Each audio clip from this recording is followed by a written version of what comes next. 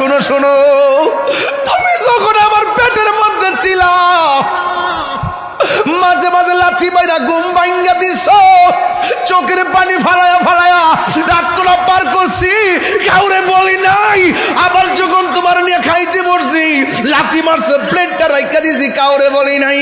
সারাটা রাত কান্দা কান্দা, এই রে সারাটা রাত কান্দা কান্দা রাত্র কাটাইছি, কাউকে আমি কিছু বলি নাই। বাবা রে, সব জ্বালা ঘর লইছি।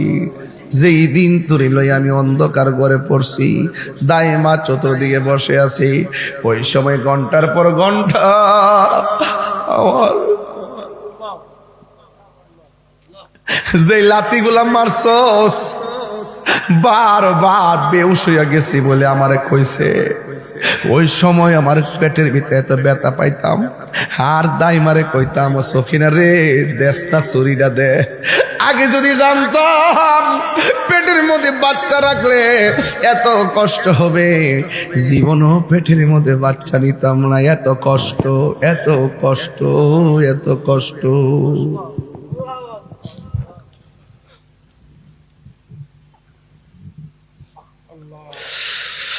বারবার মা কয় আমার ছুরি দে, আমার গলাটা কাটটা ফলাইয়া দেই। এমনও খবর আছে ব্রাহ্মণ পাড়া, সন্তান পেটে লাথি মারছে, কলিজা লাথি মারছে, মা সহ্য করতে পারে নাই। লাথি মাইনা সন্তান দুনিয়াতে আইসা ওয়া ওয়া করে কান্দে, আর মা দুঃখিনী চিরদিনের জন্য বিদায় হয়ে যায়। এমন ইতিহাস সমাজে আছে না? না, ডেলিভারি কেসে অনেক মা দুনিয়া থেকে বিদায় হয়ে যায়। আমার নবী, আপনার নবী বলেন, পৃথিবীর মধ্যে যদি কোনো ডেলিভারির কেসে, কোনো সন্তানের ডেলিভারি কেসে যদি মা মারা যায়, আমার আল্লাহ মহিলাটারে শহীদের মর্যাদা দান করে দেয়। আল্লাহু আকবার। মায়ের ডেলিভারির সময় মা বেহুশ হয়ে যায়। মা ডাক দিয়ে বলে, ও সন্তান, কি কষ্ট করছি কস। আমি যখন বেহুশ হয়ে পড়ে গেছি, তখন দাইমা কানের মনে মুখটা লাগাই কস, কিনা গো তোর ছেলে হইছে। এমন গায়ের মধ্যে ব্যথা, যতটুকু ব্যথা হলে মানুষ মারা যায়, এর চাইতে কয়েক গুণ বেশি ব্যথা হয়। আল্লাহ বাসায় রাখে দি কেনা, বেরিটা বাচ্চা রইছে, বাসার তো কথা না, বাসার তো কথা না। আল্লাহ বাসায় রাখছে দি কেনা, মাটা বাচ্চা রইছে। মা তুমি আমার আগে যেও না গো মরে। যুবক ভাইরা দেখেন, কত মাহফিল, আপনারা কত কিছু কন, একটু নীরব বলেন না। মা তুমি আমার আগে যেও না গো মরে। আমি কেমন করে দেব মাটি,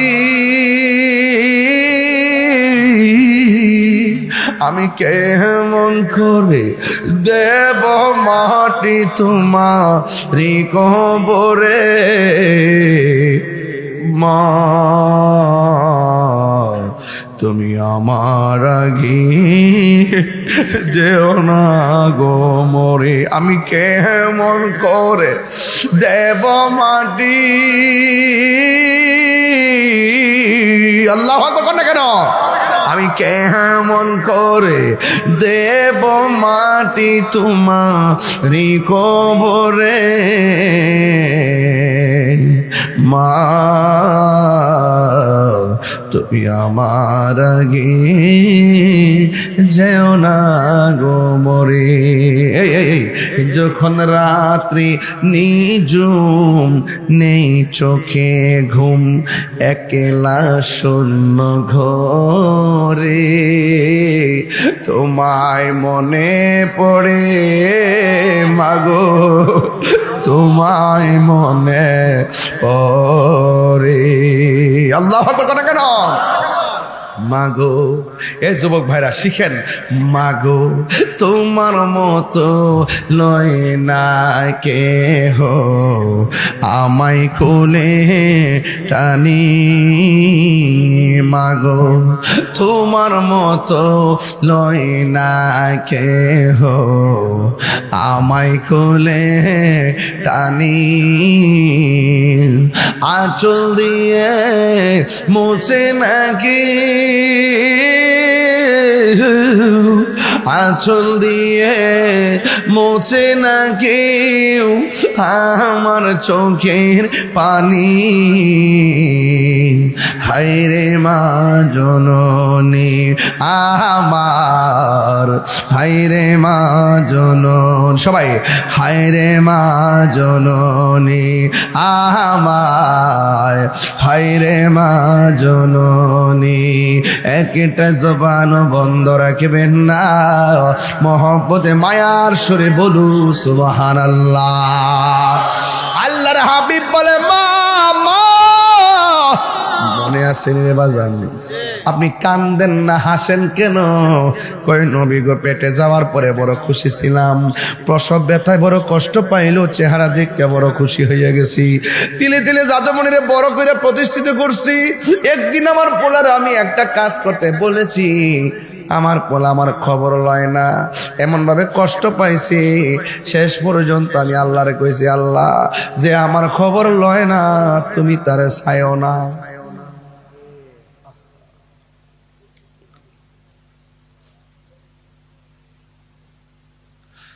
যেই সন্তান আমার খবর লয় না, ও আল্লাহ তুমি তারে দয়া করো না।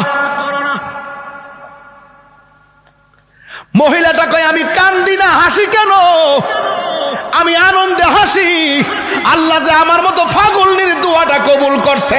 আল্লাহু আকবার।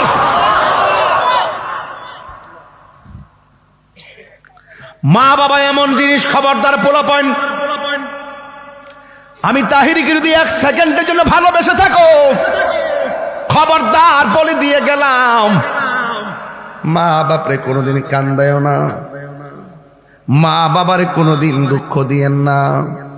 এবার নবী কয় মা তোমার ছেলে কষ্ট পায় শূন্য তুমি হাসতেছ, একটু তুমি দেখো না কেমন কষ্ট করে। কয় দেখার দরকার নাই, আমার নবী মুস্তাজিবুদ দাওয়া, উম্মতের কষ্ট নবী সহ্য করতে পারে না। মারে পেয়ে গেছে, নবীর কাজ হলো ক্ষমা চাওয়ায় নেওয়া। এবার নবী আল্লাহর ডাক দিয়ে আল্লাহ কবরটারে আলোক করে দাও, যেন মহিলাটা তার সন্তানের কষ্টটা সরাসরি একটু দেখতে পারে। যুবক ভাইয়ের আমার, যেই মাত্র নবী দোয়া করছে, আপনারা জবান খুলে নবীর দোয়া কবুল হয় কি হয় না? দোয়া করতে দেরি, কবরটা মাঝখানটা ফেটে গেছে। এবার নবী ডাক দিয়ে কে আম্মা একটু দেখেন না সন্তানটা কবরে কেমনে কাঁদতেছে। আল্লাহর কসম করে বলি, আপনি মারে যতই কষ্ট দেন না কেন, 10 বছর মারে কষ্ট দিয়া দূরে থাকলেও একদিন মার সামনে এসে বলবেন আম্মা কেমন আছেন, কথা বলতে দেরি মা 10 বছরের দুঃখ 1 সেকেন্ডে বলে যায়। এটার নামই হলো মা। যেই মাত্র মা এতক্ষণ বললো আমার দোয়া আল্লাহ কবুল করছে, আজাব হইতেছে, আমি খুশি। যেই মাত্র আমার নবী কবরটার আলো করাইছে, সন্তান যখন দেখছি কবরের মধ্যে সাইট মারতেছে, মা আর সহ্য করতে পারে না, ডাক দিয়ে কি ইয়া রাসূলুল্লাহ, আওয়াজটা জোরে হবে, ইয়া রাসূলুল্লাহ নবী গো,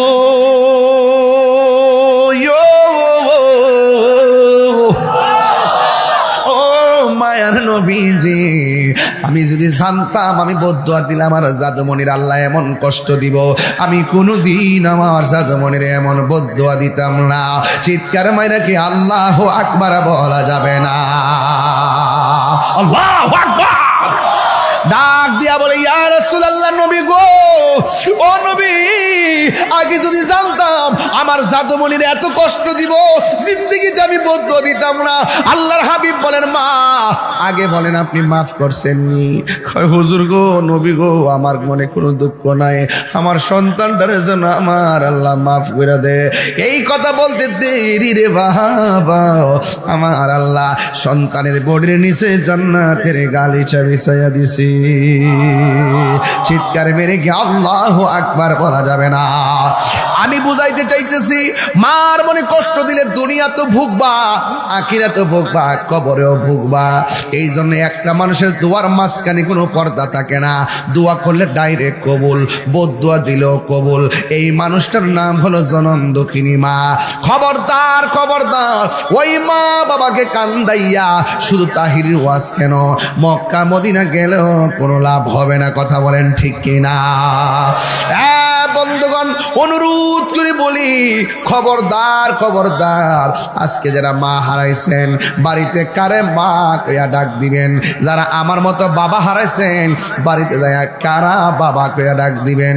আমি তাহিরি মাঝে মাঝে ওয়াজের মধ্যে বলি, আসসালাতু ওয়াসসালামু আলাইকা ইয়া হাবিবাল্লাহ,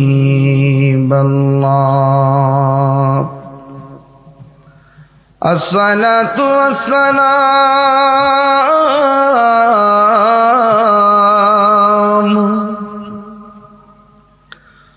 আলাইকা ইয়া শাফিআল মুযনিবিন, আসসালাতু ওয়াসসালামু আলাইকা ইয়া রাহমাতাল লিল আলামিন। আল্লাহুম্মা বক্স দিছেন দেন নাই তো। ওয়ালা আলি সাইয়্যিদিনা,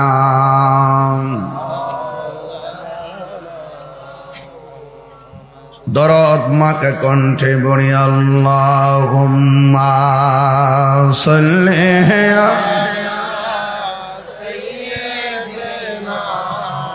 মাওলানা মুহাম্মদ ওয়া আলা আলি সাইয়্যিদিনা।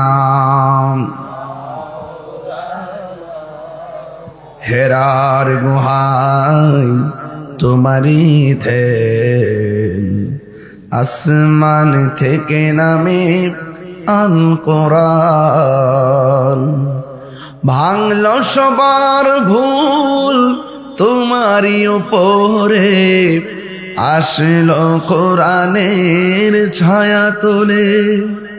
খালিদ ওমর আলী আবু বকর ইসলামী ঝান্ডা নীল যে তুলে।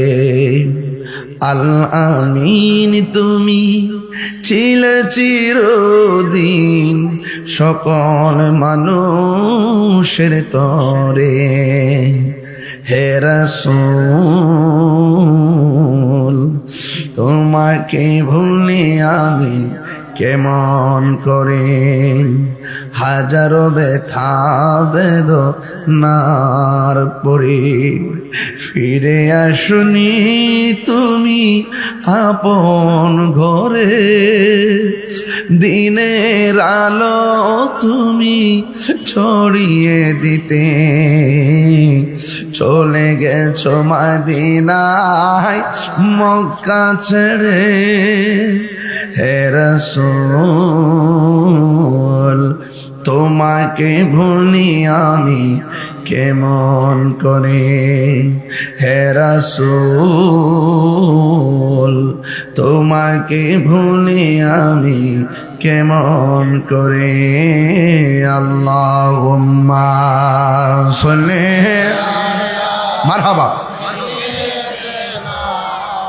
মাওলানা মুহাম্মদ ওয়া আলা আলি সাইয়্যিদিনা।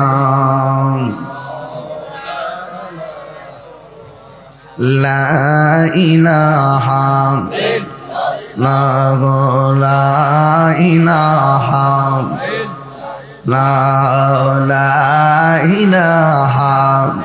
ইল্লাল্লাহ, লা ইলাহা লা ইলাহা ইল্লাল্লাহ মুহাম্মাদুর রাসূলুল্লাহ সাল্লাল্লাহু আলাইহি ওয়াসাল্লাম।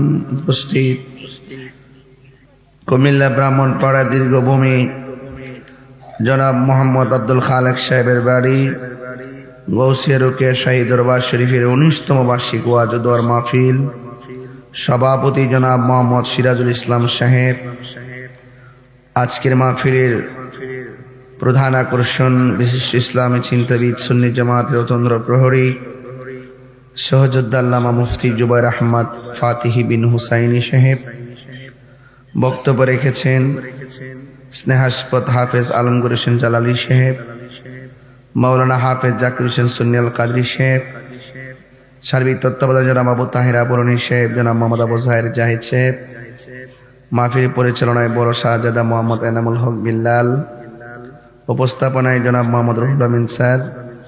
মঞ্চে উপবিষ্ট আছেন যিনি আমার পূর্বে অত্যন্ত অল্প কথায় গুরুত্বপূর্ণ দিক নির্দেশনা দিয়েছেন, ডক্টর মোবারক হোসেন সাহেব। এবং উপস্থিত ডানে এবং বামে যারা আছেন সবার প্রতি আমি শ্রদ্ধা নিবেদন করছি। যেই মহান রাব্বে করিম আমাদের সকলকে রাত্র প্রায় 12টার পর 12:30 মাহফিলে উপস্থিত হওয়ার সুযোগ দিয়েছেন, শুকরিয়া তান পূরণ আলহামদুলিল্লাহ। লাখ কোটি দরুদ ও সালাম ওই নবীর নূরানি কদম মুবারকে যিনি হায়াতুন নবী, নূর নবী, গায়েবের খবর দেনেওয়ালা হুজুর পুরনূর সাল্লাল্লাহু আলাইহি ওয়াসাল্লামের উম্মত হিসাবে আল্লাহ পাক আমাদের সকলকে কবুল করেছেন। এই জন্য শুকরিয়া তান সকলে পড়ি আলহামদুলিল্লাহ। ইন্তেজামিয়া কমিটির পক্ষ থেকে আমাকে বলা হয়েছে কবরের আযাব এবং মা বাবার খেদমত নিয়ে কথা বলার জন্য। আমি এই কথাগুলো সবসময় বলি, তবে দীর্ঘভূমিতে রাত্র 12:30টার পরে আপনাদের কাছে জানতে চাই, আমরা কি চিরদিন পৃথিবীতে থাকবো? সত্যিকার থাকবো? আমাদের ছেড়ে যারা চলে গিয়েছেন তারা কি আর আসছেন? ওরা সুখে কিনা দুঃখে আছে আমরা কি জানি? তাইলে যাদের খবর আমরা জানি না, একদিন আমাদের খবরে কেউ জানবে। 3 দিন পরে কবরে যাওয়ার পর মানুষের নাকটা পচে যায়। প্রথম কি পচে, দ্বিতীয়ত 6 দিন পরে মানুষের আঙ্গুলের নখগুলো উঠে যায়, 9 দিন পরে মাথার চুলগুলো পড়ে যায়, 10 দিন পরে চোখগুলো ফেটে যায়, 17 দিন পরে মানুষের পেটটা ফেটে যায়, 60 দিনের ভিতরে হাড্ডি থেকে গোশত আলাদা হয়ে যায়, 60 বছরে শেষ পর্যন্ত হাড্ডিগুলো পর্যন্ত মাটির সঙ্গে মিশে যায়। এটাই আমাদের জিন্দেগি। আবার ইতিহাস প্রমাণ করে 1 বছর 2 বছর না, 20 বছর না, 100 বছর না, 300 বছর পরও লাশের গায়ের মধ্যে কোনো মাটির আচর লাগে। একটা হলো বান্দা আর একটা হলো বন্ধু, একটা হলো বান্দা আর একটা হলো বন্ধু। এই জন্য মানুষের দেহের ভিতরে একটা গোশতের টুকরা আছে, রাসূল বলছেন এটার নাম হলো ওয়াহিয়াল কলব। ওয়াহিয়াল কলব, এটা হলো কলব। বান্দা যখন গুনাহ করে ওই কলবের মধ্যে দাগ পড়ে, বান্দা যখন গুনাহ করে ওই কলবে দাগ পড়ে। অনেক ব্যস্ত মানুষ, ঠিক আছে, থ্যাংক ইউ ভাই। হ্যাঁ, কলবে দাগ পড়ে। এই গোশতের টুকরা যদি সুস্থ থাকে, অল বডিটা সুস্থ থাকে। আচ্ছা বলুন তো বাবা, পানি ছাড়া কি মাছ বাঁচে? এটা বড় করে কেন, পানি ছাড়া কি মাছ বাঁচে? বাঁচে না। তো যে বান্দার কলবের মধ্যে জিকির থাকে না, এটা মরা মরা। যে কালবে জিকির নাই, এটা কি মরা। জিকির হবে কার? বড় করে জিকির হবে কার? গিজাউল কলবে জিক্রুল্লাহ।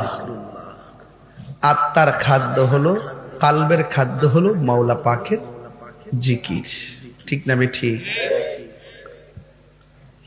এই জন্য আপনাদের কাছে আমার অনুরোধ থাকবে, আইয়ুব আলাইহিস সালামের মতন ধৈর্যশীল হন,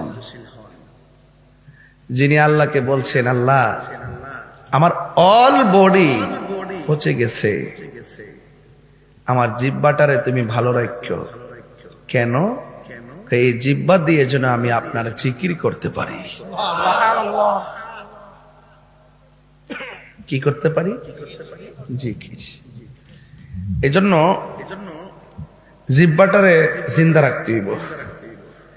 যে মরণের সময় দেখবেন মৃত্যুর বিছানায় পড়ে গেলে চোখ অটোমেটিকলি এমনি বন্ধ থাকে, হাত লড়াইতে পারে না, পা লড়াইতে পারে না, ঠিক না? কিন্তু যদি আপনার জিহ্বাটা জিন্দা থাকে, অল বডি নিথর হয়ে পড়ে থাকবে, জিহ্বাটা জিকিরে জারি থাকবে। এই জিকিরটা করার সময় তো আদব লাগবে, লাগবে না বাজি? আদব লাগবে। পানি ছাড়া মাছ বাঁচে না, তো জিকির ছাড়া কলব বাঁচে না। আর কলব যাদের পছন্দরে যায়, অল বডি কবরে যাওয়ার পর আপনি পস্তে থাকবে। আর এই জায়গা যখন জিন্দা থাকে, লিকুল্লি শাইইন সিকালা ওয়া সিকালাতুল কুলুবি যিকরুল্লাহ। প্রত্যেকটা যন্ত্র পরিষ্কার করার একটা রেত আছে, প্রত্যেকটা লোহার বস্তু পরিষ্কার করার একটা রেত আছে। কলবের ময়লা পরিষ্কার করা একমাত্র রেত হলো আমার আল্লাহ পাকের জিকির। আর জিকির আমার যুবক ভাইরা গাফিল হয়ে যায় না। এই যে এত রাত্রে বসছেন, শীত লাগতেছে না আব্বা? আপনার আব্বা যে কবরটাতে একলা একলা পড়ে রইছে, তোষক আছে, লেপ আছে, কেমনে পড়ে রইছে খবর আছে আমরা? কত বৃষ্টির পানি কবরে ঢুকতেছে, খবর আছে আমরা? তো একদিন তো আপনিও তো আমিও তো এইভাবে পড়ে থাকবো, ঠিক না বেটি? কবরে কেমনে থাকিব একা একা, তোমার বন্ধু যেন সাথী হয়ে দেয় দেখা। না, তোমার বন্ধু যেন সাথী হয়ে দেয় দেখা। কবরে কেমনে থাকবো একা একা, তোমার বন্ধু ছিল সাথী হয়ে দেয় দেখা। হারিয়ে যাব একদিন আমি, রব নাই ভুবন চিরদিন। বলো হারিয়ে যাব রব নাই ভুবন চিরদিন। ক্ষমা করে দিও তোমরা আমায়, ক্ষমা তোমরা আমায়, ভুল করে থাকি যদি কোনো দিন। হারিয়ে যাব আর নাই ভুবন চিরদিন। এই বাসে বাগানে বা গোরস্থানে হয়তো দিবে মোরে খবর। বাসে বাগানে বা গোরস্থানে হয়তো দিবে মোরে খবর। তোমরা আমায় যাবে ভুলে, রাখিবে না জানি কোনো খবর। পড়বে কি মনে আমার কথা, ফেলবে কি অস্ত্র কোনো দিন। হারিয়ে রব নাই ভুবন চিরদিন। বলুন হারিয়ে যাব আর রব নাই ভুবন চিরদিন। ক্ষমা করে দিও তোমরা আমায়, বলো তোমরা রে আমার ভুল করে তাকে যদি কোনো দিন হারিয়ে যাব রবনায় ভুবন চিরদিন। জুরে জুরে কি আল্লাহু আকবার বলা যাবে না? এ আমার বাবারা, ও বন্ধু, হারিয়ে যাব একদিন, এটাই সত্য, ঠিক না বেঠিক রে? আপনি থাকবেন, আপনি থাকবেন। সবাই মহব্বতে বলেন, আসল গোরের নাম কি? কবরে যারা গেছে তারা কি আর ফিরাইছে? বন্ধুরি আমার, ও যুবক ভাইয়েরা, কেউ ফিরে আসবে না। মানুষ বড় স্বার্থপর। কবরে দেওয়ার পরে 3 দিন পরে আপনাকে আর মনে রাখবে? আমি চলে গেলে আমায় তোমরা ভুইলা যায় না, আমি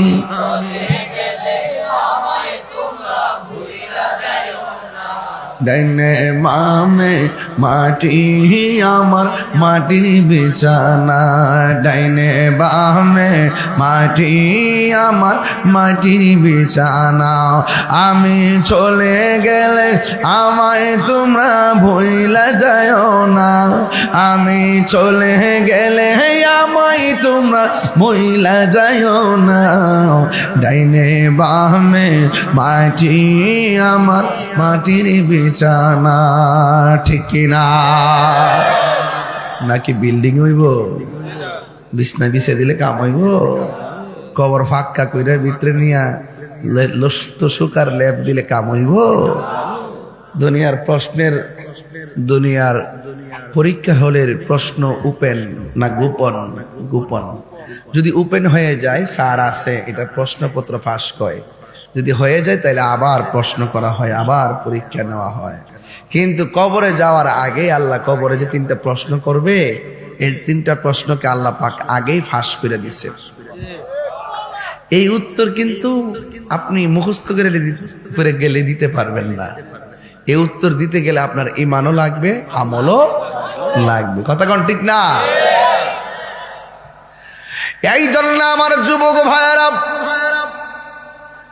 খবর পুরো সাংঘাতিক। আইরে আমার নবী একদিন গোরস্থানে গেল। সুবহানাল্লাহ না? কিসে গেল?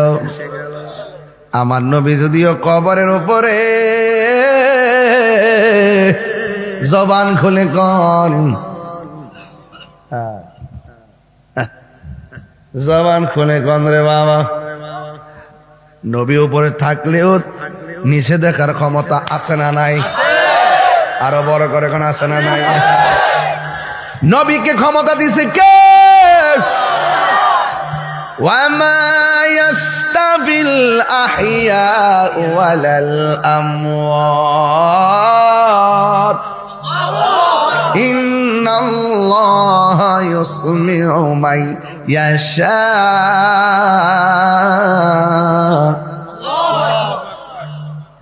আল্লাহ রাব্বুল আলামিন বলেন, যারা মুর্দা যারা জিন্দা তারা এক হতে পারে না। ওয়ামা ইয়াস্তাবি সমান না। সুবহানাল্লাহ। যারা মুর্দা যারা জিন্দা তারা এক না। কবরে গেলে আর ফিরে আসা যায় না, আর মাটির উপরে বাড়ি থেকে বাজারে গেলে আবার বাড়িতে ফিরে যাওয়া যায় যদি আল্লাহ ইচ্ছা করে। তাইলে মুর্দার জিন্দা কি এক নাকি? আমি জানি বলতেছি, ডাক্তার আমার জ্বর উঠছে, আমার চিকিৎসা কইরা দেন। ও ডাক্তার আমার ফাউ ভাঙ্গা গেছে, সার্জারি কইরা দেন। ঠিক না বেঠিক রে বাবা? কবরের ভিতরে 2 পাশের মাটি, ডান পাশে আপনারা চাপা মারবো,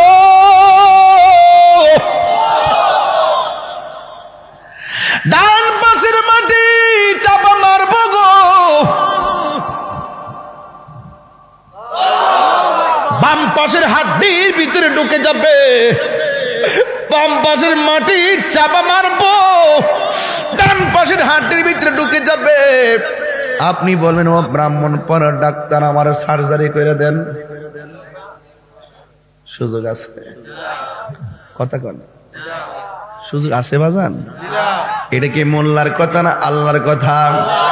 ওয়া মা ইয়াস্তাবিল আহইয়াউ ওয়ালাল আমওয়াত।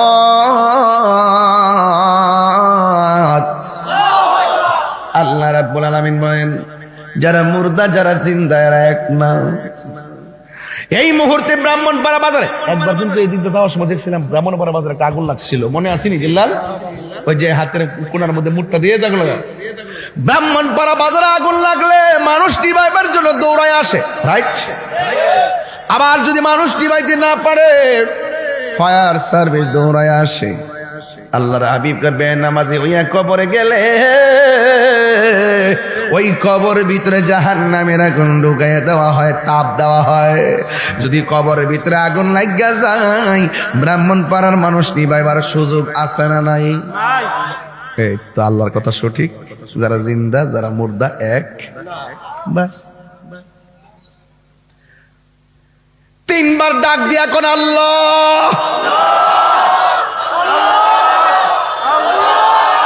দেখেন কি আওয়াজটা হয়েছে, বাড়ি ঘরের মানুষ সবাই ডাকটা শুনছে কি শুনে নাই? কবরের ভিতরে এর চাইতে বেশি জোরে জোরে চিল্লাইতেছে আল্লাহ, ও আল্লাহ বাঁচাও,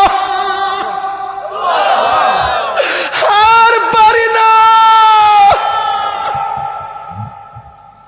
আর সহ্য হয় না, আর পারি না, আবার দুনিয়াতে পাঠাও। নামাজ না পড়া কবর আইলে যদি এমন ভাবে শাস্তি হবো জানতাম, নবীর সঙ্গে বিয়াদবি কইরা কবরে আসতে যদি এমন শাস্তি হইব জানতাম। ও আল্লাহ, এমন ভয়ঙ্কর আওয়াজ গরু ছাগল সব আওয়াজ শুনে গায়রা সাকালাইন আই ইল্লা সাকালাইন, দুইটা জাতি আওয়াজ পাবে না রে। একটা জাতি হলো মানুষ, আর একটা জাতি হলো জিন। কেন? আল্লাহ বলেন, ওয়া মা খালাকতুল জিন্না ওয়াল ইনসা ইল্লা লিয়াবুদুন। হাসরের ময়দানে আমি আল্লাহ মানুষের হিসাব নিব, গরুর হিসাব একবার মনে মনে কই দেখছেন নি, এরা খাইতেছে জিন্দিগি করতেছে, হিসাব নাই। আর সৃষ্টি সারা জীব যেমন মর্যাদা দিছে আবার হিসাবও নিব। সাধারণ জিনিসটা কিন্তু ঠিক না বাজান? আপনার কি একটু কষ্ট হইতেছে? আমি তো খুতবা বেশি লম্বা করছি না, আমি ডাইরেক্ট ওয়াজে ঢুকে গেছি, বেশি লম্বা করতাম না, আপনার কষ্ট দিতাম না আব্বা। তবে একটা কথা কইতাম চাই, গুরুস্থানে মাঝে মাঝে যায়েন, মারার লাগে দোয়া করে। বন্ধুর সাথে একসাথে চলছেন না, দোকানে বই আড্ডা দিচ্ছেন না, এই বন্ধুরা কবর গেছে গা, একটু গুরুস্থানটা তার কবরটা দেখতে যায়েন। আপনি যদি কবরটা দেখতে যান, কাগজে লিখে রাখেন বাজান, আপনি মারা যাওয়ার পরে আপনার কবরটা দেখবার লাগে আপনার বন্ধু যাবে। আপনার বাবার কবর আপনি জিয়ারত করলে একদিন আপনি বাবা হলে আপনার সন্তান আপনার কবর জিয়ারত করবে। কথা বলেন ঠিক কিনা?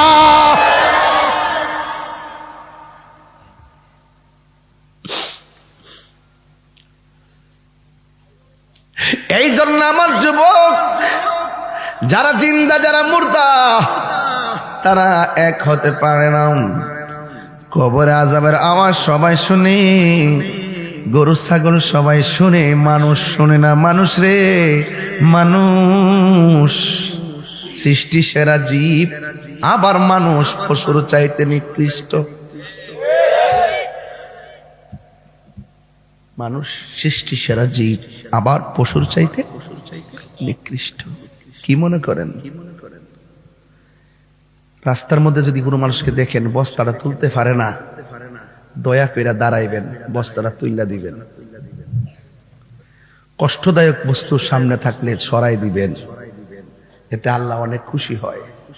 চিনেন না চিনেন মানুষকে সালাম দিবেন। বন্ধুর লোকে কথা কর না, 1 মাস হয়ে গেছে গা, প্লিজ আর রাগ করে থাকবেন না, সালামটা দিবেন, দেখবেন বন্ধুর কষ্ট দূর হয়ে গেছে। আর যদি হাতটা মিলে লেতারেন, কোলাকুলিটা করতারেন, দেখবেন বন্ধুর ঠিক হয়ে গেছে। একটা কথা মনে রাখবেন, একটা কথা মনে রাখবেন, প্লিজ ডোন্ট লাভ। সাবধানতা করলাম, একটা কথা মনে রাখবেন, বন্ধু 10 জন বানাইবেন না, বন্ধু একজন মনের মতো বানাইবেন। যে বন্ধুরা রাত্রে 3টার সময় ফোন দিলে, দোস্ত আমার আম্মা রক্ত লাগবো, হ্যাঁ নিজের রক্ত দিব, নাইলে রক্ত ব্যবস্থা করে দিব।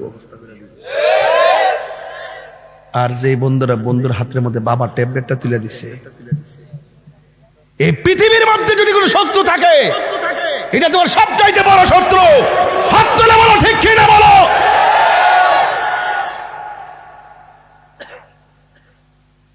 কষ্ট নেন না আপনারা, আপনারা আমাকে ভালোবাসেন, আজকে দরবার আসছেন, আমি একটু তরিকতের সুরে কথা বলতেছি, হয়তো আপনি রাগ করতে পারেন। যারা মুর্দা যারা জিন্দা তারা এক, কথা বলে এক। এখন প্রশ্ন হলো, যারা কবরে চলে গেছে তারা তো চলে গেছে, আমাদের জিন্দাদের কাজ কি? আমাদের জিন্দাদের কাজ হলো কবরবাসীর জন্য দোয়া করা। জোরে কোন কি করা? আমি বলছিলাম নবী গুরুস্থানে গেছে, নবী গুরুস্থানে গেলেও উপরে থাকলো, নিচে দেখার ক্ষমতা আছে না নাই? আল্লাহর হাবিব প্রথম কবরের কাছে গেল, যাওয়ার পরে নবী মুস্কি হাসি দিলেন। দ্বিতীয় কবরের কাছে গেলেন, মুস্কি হাসি দিলেন রে বাজান। তৃতীয় কবরে গেলেন, মুস্কি হাসি দিলেন। সব কবরে যায় মুস্কি হাসি দিলেন, একটা কবরে যায় নবী চোখের পানি মোবারক ছেড়ে কান্না শুরু করলেন। সাহাবায়ে কেরাম জিজ্ঞেস করি, ইয়া রাসূলুল্লাহ, নবী গো, ও মায়ার নবী, গুরুস্থানে যায় সব কবর দেখে আপনি মুস্কি হাসলেন, কারণ কি? বলেন, আমার নবী দেখার ক্ষমতা আছে? ক্ষমতা দিয়েছে কেডায়? আল্লাহ দিয়েছে নবীকে সম্মান।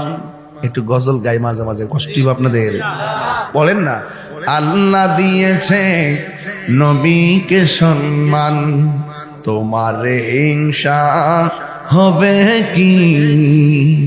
নবীর শোনে বেয়াদবি করলে আমল করে হবে কি?